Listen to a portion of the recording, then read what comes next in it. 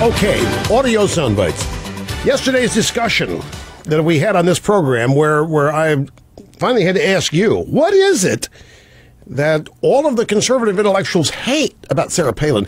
And these guys at the Politico listen, you hear Rush was really, really puzzled by this. I was struck by the transcript of Limbaugh. I actually read it last night.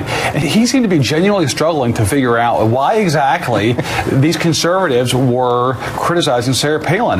But he thought about a lot of ulterior motives, but I don't think he ever considered the fact that maybe some of them do genuinely have concerns over her practice of identity politics. Some of these folks, there is some conviction here.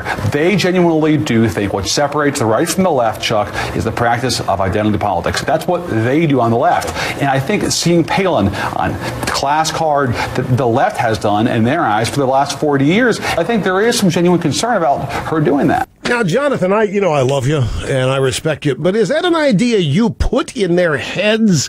Is that an idea you had for a story and then you went and asked them? Or did somebody call you and say, you know what, the reason we don't like Palin is because all this victim stuff she's getting into? Of all the things I've heard to explain why they don't like Palin, the fact she's running around making herself out to be a victim, and that's what separates us from the left, for crying out, what separates us from the left? Freedom! Spending! Rein it in, Rush. Victimology? I don't even look at her as trying to make herself out to be a victim. My problem with this is, you talk about Palin and her identity. What is the woman supposed to do, Jonathan? I mean, I'm really at a loss here. And I'm at a loss for two reasons. Why do conservatives not like a conservative? That's what she is to me. She articulates conservatism as well as anybody else out there is doing it. She has the ability to reach people like Reagan does. What the hell's wrong with this? I can understand having this kind of vitriol for a liberal. I can understand this kind of vitriol for a Democrat. But she's a conservative. Okay, so what then is really happening here? Well, it could be this. This is not my theorem, by the way. It could be this. It could be what I was saying earlier. They really are scared to death. Everybody in Washington is of the Tea Party, and there isn't a Tea Party leader. There is not a single person you can destroy and take the Tea Party with it. Well, maybe they're trying to make her to be the leader of the Tea Party, or me, or their favorite person of the week, because the objective is to take out the Tea Party.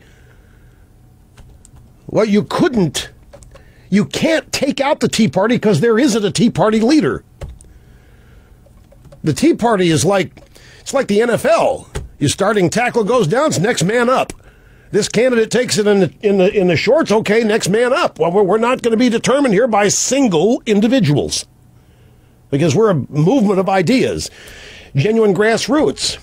So it is a genuine intellectual disconnect for me to think that the real problem these conservative intellectuals have with Palin is rooted in the fact she's defending herself and claiming, I didn't pull a trigger in Arizona.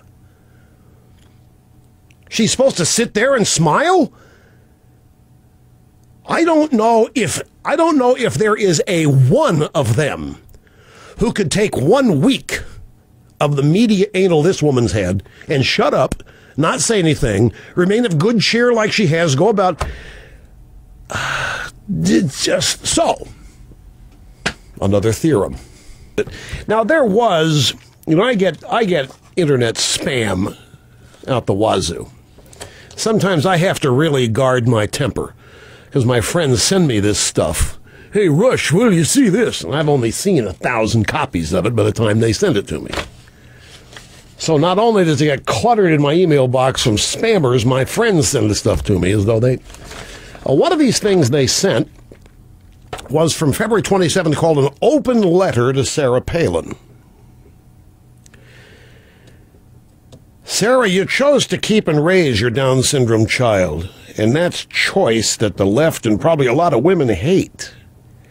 To be reminded of what choice they might have to face in their own lives. They don't want to be exposed to the side of a competent, happy mother dealing with all the complexities of those circumstances. Demonstrates an internal strength and solid moral compass that many of them can't bear to witness. They suspect that in their own hearts, they don't have that level of moral strength within them. We know that Clinton's moral compass was prone to pointing toward the best female target in the room at the time. Now, this next paragraph I really think is right. We as a culture seem to be more in tune and sympathetic to weakness and moral failure. Our culture today, we want to help weaklings all we can because it's not their fault, and it's easier to watch someone as bad or weaker than ourselves. We see it in all the Hollywood coverage of the failed icons of stage, screen, and TV who have all the advantages life offers, repeatedly failing. They use the proceeds of their profession to abuse themselves, control their entourage. How many of these oddball papers in the supermarket checkout line exist purely on this appetite for details about failed lives?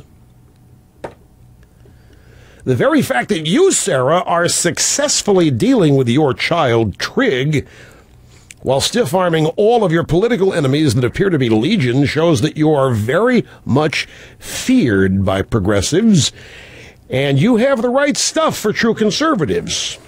You are more than qualified to fend off attacks by the progressives. If you decide to run and are successful in a presidential campaign, it'll be because you're a straight shooter, unlike what we have now.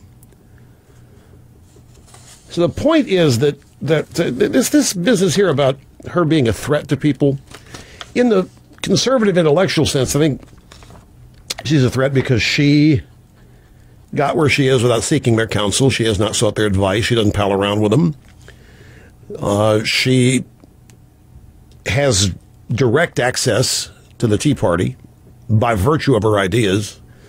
They don't. And I think trying to take her out is an attempt to take out the Tea Party as well. To try to impugn her is to impugn the Tea Party as well. But this business here of we want to help weaklings. We're sympathetic to weakness and moral failure. And this is true not just in the entertainment media. This is true throughout the media. I could give you a couple one-name examples, but I'm not going to revisit this at this time. But this is, believe me, right on the money.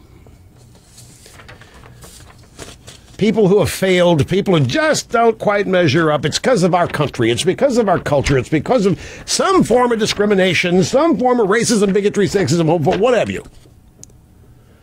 So we identify with these victims. That's what I don't get. She doesn't play this card. She doesn't play that kind of victimology card. She doesn't portray herself as weak like the others who do and get away with it.